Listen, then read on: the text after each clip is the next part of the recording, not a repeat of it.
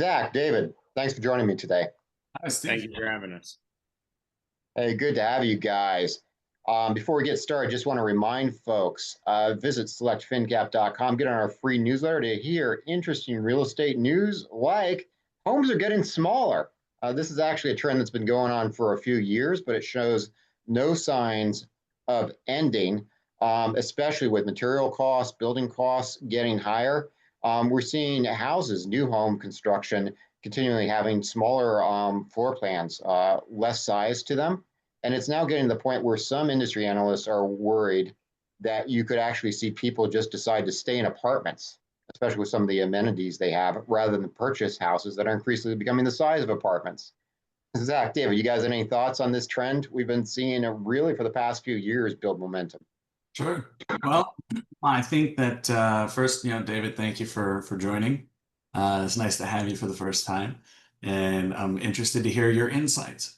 But I think that article is going to be region specific. What I mean by that is certain metros, Washington, D.C., New York City, Miami, San Francisco, otherwise, the cost of apartments is higher than the comparable mortgage for a house. For example, a one-bedroom apartment in Washington, D.C. that is 700 square feet is over $4,000 a month.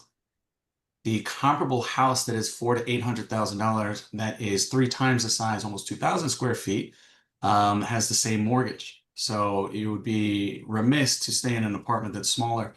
But forgetting that for a second, you touched on why they're getting smaller. It is really the input costs, right? There's kind of like a fixed cap from what I see on what people are willing to pay. So I can keep houses the same cost, but that $800,000 house now costs $1 million, but no one's willing to pay more than 800. That house doesn't go sold. So how do I stay at 800,000?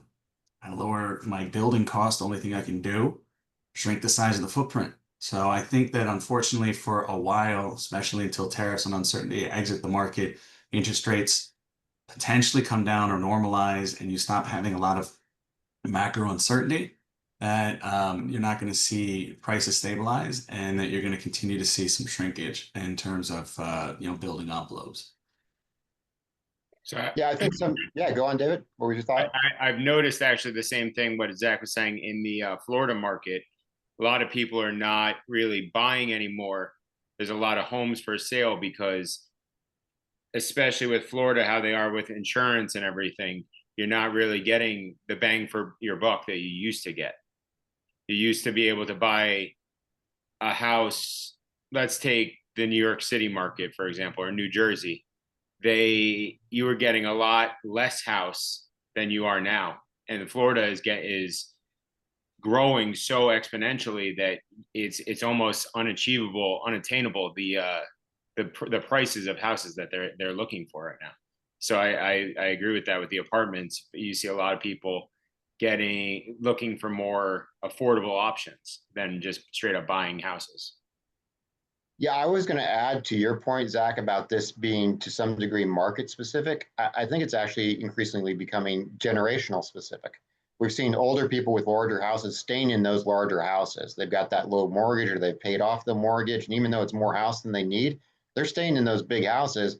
And now we got a lot of young folks who just, you really can't afford big houses. And when they're looking at new houses, they're looking at smaller. I mean, to me, to a degree, there's a real generational divide in terms of what kind of house and how much house you're getting or you're holding.